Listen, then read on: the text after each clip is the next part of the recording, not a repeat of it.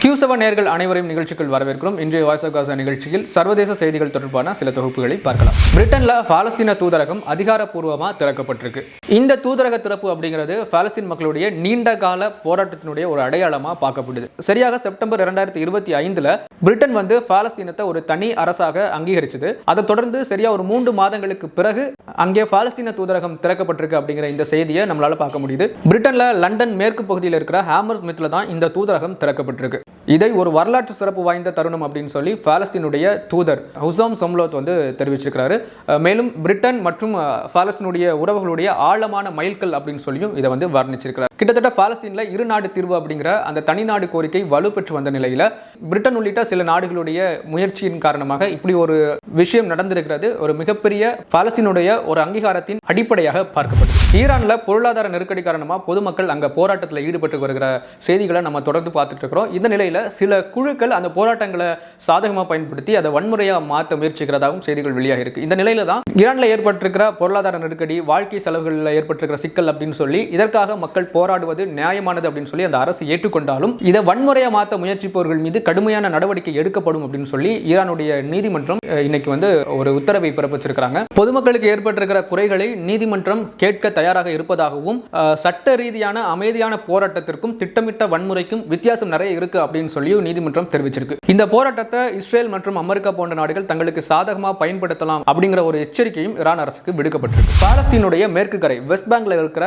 பல பல்கலைக்கழகங்கள் மீது இஸ்ரேல் தொடர்ந்து தாக்குதல் நடத்தி வருகிற செய்தியை நம்ம தொடர்ந்து கேள்விப்பட்டு இருக்கிறோம். இந்த நிலையில இப்ப சமீபத்தில் ரமல்லாவுடைய வடக்கு பகுதியில் இருக்கிற ஃபிர்சைத் அப்படிங்கிற பல்கலைக்கழகத்தில் அந்த கல்வி வளாகத்திற்குள்ள அத்துமீறி நுழைஞ்சு இஸ்ரேல் படை தாக்குதல் நடத்தியிருக்கிறாங்க. இந்த தாக்குதல்ல 11 மாணவர்கள் படுகாயமடைந்திருக்கிற செய்தியை பார்க்க முடியுது. இன்னும் படுகாயமடைந்த மாணவர்கள் சிகிச்சைக்காக செல்வதை கூட இஸ்ரேல் படை தடுத்து நிறுத்தியதாகவும் பல குற்றச்சாட்டுகள் எழுந்த வண்ணம் இருக்குது. இதற்கு முன்னாலும் இந்த ஃபிர்சைத் பல்கலைக்கழகம் மீது இஸ்ரேல் தொடர்ந்து அத்துமீறல்களில் ஈடுபட்டதாகவும் அத்துமீறி நுழைஞ்சு அங்க பல மாணவர்களை சோதனை அடிப்படையில் கைது செய்ததாகவும் பல செய்திகள் இதுக்கு முன்னால் நாம பார்த்திருக்கோம். அதே நேரத்தில் இப்ப நடந்திருக்கிற பல்கலைக்கழகத்தினுடைய மாணவர்கள் மீதான இந்த தாக்குதல் சர்வதேச சட்டத்தை மீறுவது அப்படின்னு சொல்லி மனித உரிமை அமைப்புகள் கண்டனங்களை தெரிவிச்சிட்டு இருக்கிறாங்க. ஈரானை தாக்குற எந்த திட்டமும் தங்களுக்கு இல்லை அப்படின்னு சொல்லி ரஷ்ய அதிபர் புதின் மூலமா இஸ்ரேலுடைய பிரதமர் பெஞ்சமின் நெதன்யாகு ஈரானுக்கு தகவல் தெரிவிக்க முயற்சி செய்ததாக சில தகவல்களை பார்க்க முடியுது. அதாவது ஈரான் ஏதாவது தவறா புரிஞ்சுக்கிட்டு மீண்டும் நம்மளை தாக்கக்கூடும் அப்படிங்கிற ஒரு அச்சம் காரணமாக தான் இஸ்ரேல் பிரதமர் பெஞ்சமின் நெதன்யாகு இந்த தகவலை ரஷ்ய அதிபர் மூலமா ஈரானுக்கு தெரிவிச்சிருக்கிறாரு அப்படின்னு சொல்லியும்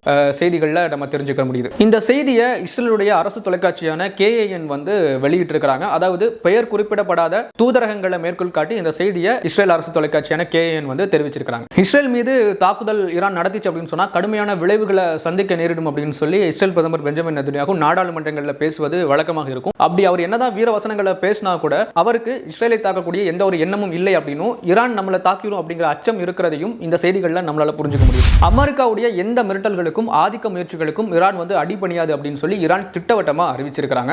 ஈரான்ல உள்நாட்டு குழப்பங்கள் ஏற்பட்டிருக்கிற நிலையில இதை சாதகமா பயன்படுத்தி அமெரிக்கா ஈரானை சீண்ட முயற்சிப்பதாக சில குற்றச்சாட்டுகள் எழுந்த நிலையில ஈரான் அமெரிக்காவால் எதையும் சாதிக்க முடியாது அப்படின்னு சொல்லி திட்டவட்டமா இந்த அறிவிப்பை வெளியிட்டிருக்கிறாங்க. இன்னும் ஈரான்ல ஏற்பட்டிருக்கிற அந்த பொருளாதார நெருக்கடியிலும் வெளிநாட்டு தலையீடுகள் மூலமா ஏற்படக்கூடிய பிரச்சனைகளையும் சந்திக்க அளவுக்கு எங்களுடைய ராணுவம் மிக தயாரான நிலையில் இருக்கு அப்படின்னு சொல்லி ஈரான் திட்டவட்டமா சொல்லியிருக்காங்க. ஈரான்ல குடிமக்கள் நடத்தி வருகிற போராட்டங்கள் நியாயமானது அப்படின்னு சொல்லி அரசு ஒப்புக்கொண்டிருக்கிற வேளையில இதை சாதகமா பயன்படுத்தி அமெரிக்கா ஈரானை கட்டுப்படுத்த ஆதிக்கம் செய்ய முயற்சித்தா அது நடக்காது அப்படின்னு சொல்லி ஈரான் இன்னைக்கு தெரிவிச்சிருக்காங்க. சோமாலியாவுடைய ஒரு பகுதியாக விளங்குகிற ஹார்ன் ஆஃப் ஆப்பிரிக்காவில் அமைந்திருக்கிற சோமாலிலாண்டை இஸ்ரேல் தனி நாடாக அங்கீகரித்ததற்கு உலக நாடுகள் பெரும் கண்டனங்களை தெரிவிச்சிருக்காங்க. அதே நேரத்தில் இது பெரிய அளவில் அரசியல் பதற்றங்களையும் உலக அளவில் ஏற்படுத்தியிருக்கு அப்படிங்கிற செய்திகளையும் பார்க்க முடியுது. இந்த விஷயம் ஆப்பிரிக்கா மற்றும் அரபு நாடுகளிடையே கடும் எதிர்ப்பை இஸ்ரேலுக்கு எதிராக ஏற்படுத்தியிருக்கு. அதே நேரத்தில் சோமாலிலாண்டுடைய மிகப்பெரிய பலமாக கருதப்படுகிற கடல் மற்றும் வர்த்தக பாதைகளில் ஆதிக்கம் செலுத்தக்கூடிய முயற்சியாக இஸ்ரேல் இந்த தனிநாடு அங்கீகாரம் வழங்கியிருப்பதாகவும் பல்வேறு விமர்சனம் சர்வதேச அளவில் வைக்கப்பட்டு வருகிறது. இதை தொடர்ந்து சவுதி அரேபியா, எகிப்து, துருக்கி அப்படின்னு சொல்லி 20க்கும் மேற்பட்ட முஸ்லிம் மற்றும் ஆப்பிரிக்க நாடுகள் இது சோமாலிலாண்டுடைய இறையாண்மையை பாதிக்கக்கூடிய செயல் அப்படின்னு சொல்லியும் தங்களுடைய கண்டனங்களை பதிவு செய்து வராங்க. ஊழல் குற்றச்சாட்டுகளில் சிக்கியிருக்கிற இஸ்ரேல் பிரதமர் பெஞ்சமின் நெதன்யாகு 68வது முறையாக விசாரணைக்காக நீதிமன்றத்தில் ஆஜராக இருக்கிற செய்தி வெளிவந்திருக்கு. 3 வழக்குகளில் அவர் மேலே விசாரணை நடைபெற்று வரக்கூடிய நிலையில் அவர் மீதான வழக்குகளில் இருந்து அவரை விடுவிக்க கோரி இஸ்ரேல் அதிபரிடம் வைக்கப்பட்ட மனுவானது இன்னும் நிலுவையில் இருக்கு அப்படிங்கிற செய்தியும் கூடுதல் தகவலாக பார்க்க முடியும். காசாவில் 90% பள்ளிக்கூடங்கள் இஸ்ரேல் தாக்குதலில் சேதமடைந்திருப்பதாகவும் கிட்டத்தட்ட சுமார் 6,38,000 மாணவர்களுடைய கல்வி இதனால் பாதிக்கப்பட்டிருப்பதாகவும் ஐநாவுடைய யூனிசெஃப் நிறுவனம் தெரிவிச்சிருக்கிறாங்க.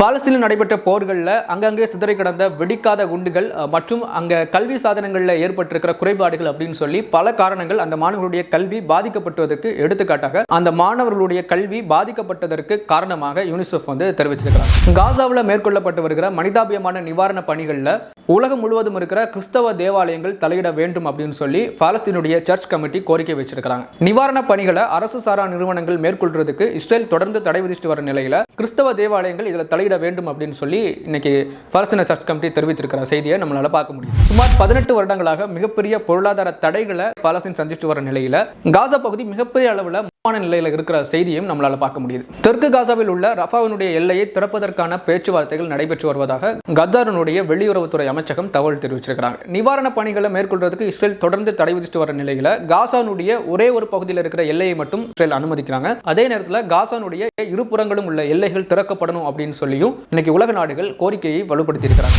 காசாவில் அல் மவாசி அப்படிங்கிற பகுதியில் தற்காலிக குடியிருப்புகளில் தங்கியிருந்தவங்க மீது இஸ்ரேல் படை அத்துமீறி நடத்திய தாக்குதலில் 2 நபர்கள் கொல்லப்பட்டிருக்கிறாங்க. ஒரு 5 வயது சிறுமி கொல்லப்பட்ட சம்பவம் பெரிய அளவில் அதிர்ச்சியை ஏற்படுத்தியிருக்கு.